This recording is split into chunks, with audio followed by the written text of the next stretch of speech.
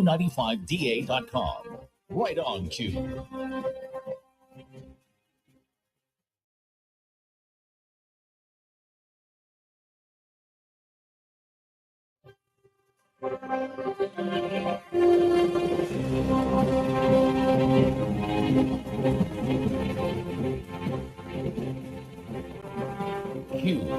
Good afternoon. This is the Midday News for today, Wednesday, April 17th, 2024. I am Richie Farrell. In the headlines. Pastor Randy Rodney, host of the Q95 Kingdom Connection show, envisions a day when every Dominican will rise up, voice their concerns, and address their burning issues.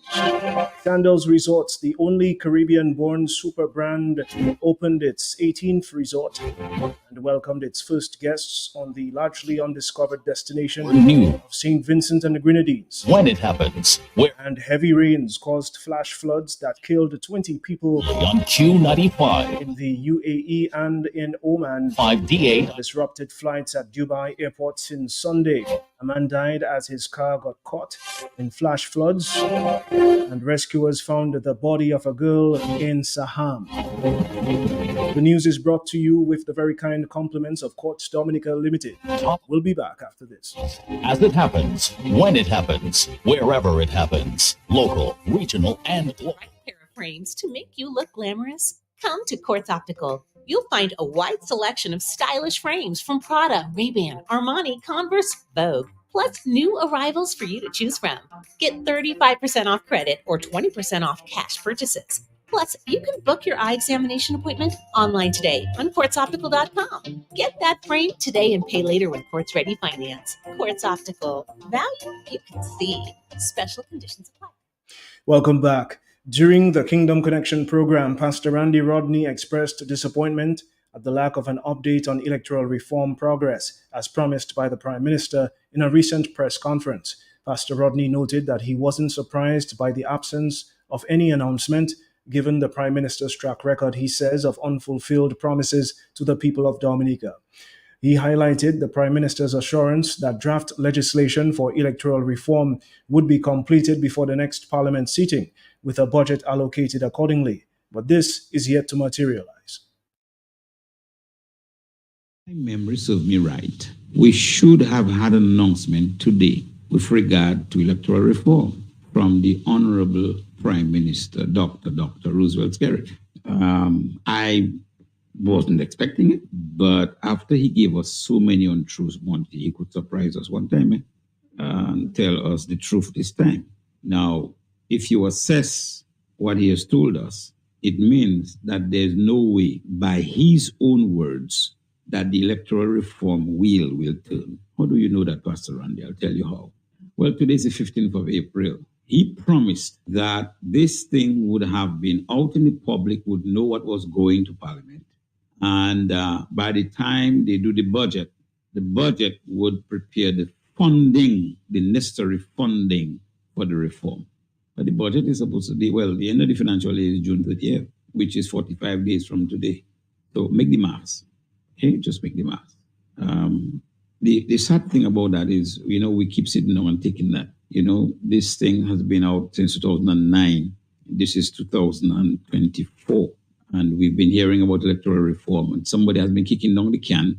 And don't want anybody else to talk about it. As though it must be his thing and his reform because it's his country and his backyard and his child and everything is his. So the rest of the people must shut up. One of those days, I'm sure some people wouldn't shut up. And when you see that, people say you're inciting violence. But all I'm saying to you, all of you, is what you sow, you go reap. And if you plant something, understand that what you get is not what you plant. What you get is dozens of what you plant. So if you plant one seed, you don't expect one seed in the harvest. You expect a bag of whatever you plant. That is what you will get, okay? Don't you ever forget that. Keep that in your mind. Pastor Rodney emphasized the importance of every patriotic Dominican assessing their circumstances and making informed decisions about the state of the country. He stressed that there will come a time when the people of Dominica must stand up and vocalize their concerns about the burning issues affecting them in order to address them effectively. Every one of us, every person who consider themselves a bona fide Dominican must evaluate who you are, evaluate where you are, evaluate your standing in the nation, and make certain decisions. Many of you are out there and your businesses are not doing well, but you're quiet. You have lost jobs and your job is not doing well and you're quiet. Your loans are in arrears and you're quiet. Your trucks are not working and you're quiet. Your farming produce is not selling and you're quiet. You are grinding through your teeth to send your children to school, but you're quiet. Your children got scholarships to go to university and you have unexpectedly now you have had to go to the banks and send money to them, but you're still quiet. And you're going to remain quiet for a long time because you're hoping that somebody somewhere is going to answer your plea eventually. I've got news for you. The old song says, every day you take the bucket to the well. One day the bucket bottom must fall up. Well, listen to that. The bucket bottom falling out. So the largesse is beginning to empty and all you still quiet. One of those days, all you will speak. And I'm hoping that that'll be soon so I can stop speaking. All I'm trying to do is encourage you to speak for yourself. Come on, coffee, according to Felix and Nelson. Talk, brother. Talk, partner. Some of you need to do at least talk, and some of you need to do more than talk.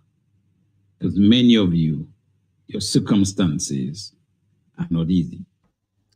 Pastor Randy Rodney, host of the Kingdom Connection program, he spoke on Monday. The Ministry of Tourism has revealed that American Airlines will be expanding its scheduled flights to Dominica from June to August 2024. Minister of Tourism Denise Charles Pemberton claims this initiative will greatly enhance air access to Dominica. She further noted that following the Routes America conference, flights will also be augmented during the World Creole Music Festival and on March 31st, 2025. She spoke on state-owned radio. I am pleased to announce exciting news on air access into Dominica for summer, Christmas, the World Creole Music Festival, and of course, Carnival 2025. American Airlines is offering daily flights from June 5th to August 5th, which means it will be easier than ever to visit home this summer. Additionally, after fruitful discussions at Routes America last month, American Airlines has also further agreed to offer non-stop flights from October 7th to March 31st instead of November 5th as previously announced. This is certainly fantastic news, and I thank the American Airlines team for their confidence in our destination. The Ministry of Tourism continues to maintain our relationships with airline partners as we seek to have more non-stop and same-day travel to Dominica. In order to sustain these daily flights, I am appealing to the accommodation sector to offer attractive packages to guests who want to travel for the summer, winter, and during our festivals. Also, I want to commend Winair, Inter-Caribbean, and Caribbean Airlines for partnering with us to offer attractive fares for Jazz and Creole Festival this year. I urge Dominicans both near and far, as well as visitors around the world who want to visit our highly acclaimed sites and attractions, to take advantage of these direct flights. Whether you're coming for adventure, business, reunions, vacation, or for the Creole Festival, secure your seats now. Minister of Tourism Denise Charles Pemberton. During the opening ceremony of the Caribbean Biodiversity Fund Conservation Finance Capacity Building Workshop in Dominica, government officials are encouraging Dominicans to capitalize on the opportunities offered by the Dominica National Conservation Trust Fund. Permanent Secretary Ryan Ansell emphasized that the agreement signed in 2022 with the Dominica National Conservation Fund underscores the government's dedication to integrating conservation with sustainable development. Our government support the Dominica National Conservation Trust Fund and encourage everyone to take full advantage of the opportunities that derive from this trust fund. Honorable Julian Defoe, in his former capacity as Chief Fisheries Officer, was instrumental in forging the partnership that led to signing the partnership agreement with the Dominica National Conservation Trust Fund in November 2022. This partnership highlights the government's commitment to integrated conservation with sustainable development. Dominica biodiversity accounts for 48%, almost 50% of our local food supply.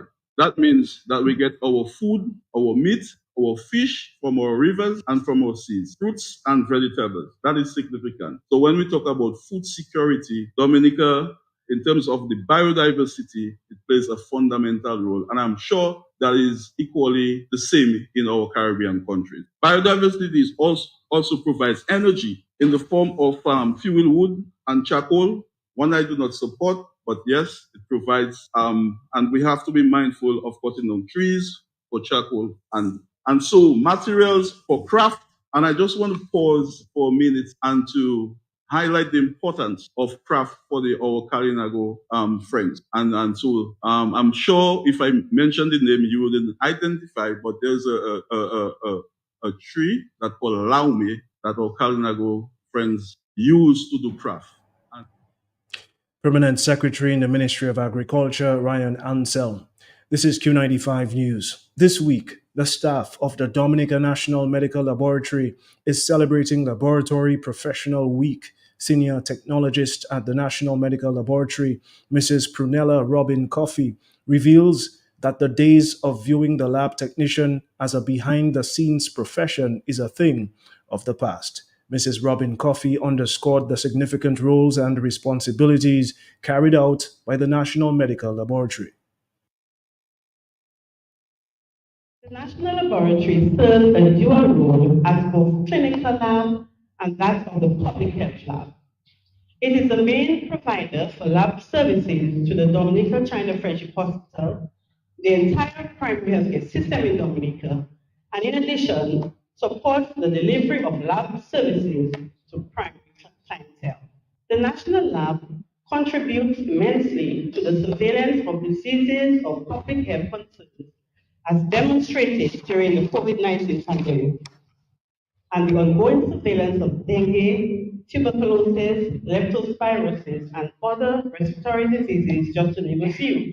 The diagnostic and surveillance capabilities of the lab, they are carried out by a body of dedicated, competent, and hardworking staff across the disciplines of hematology, clinical chemistry, immunology, and nutrition, histopathology and cytology, clinical microbiology, including serology and molecular sectors.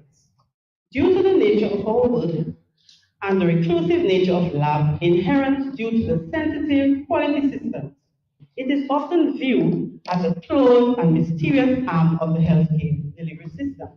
We are viewed as a behind-the-scene entity. However, we are in fact at the forefront of saving lives, as our contributions is crucial for accurate diagnosis and treatment of diseases.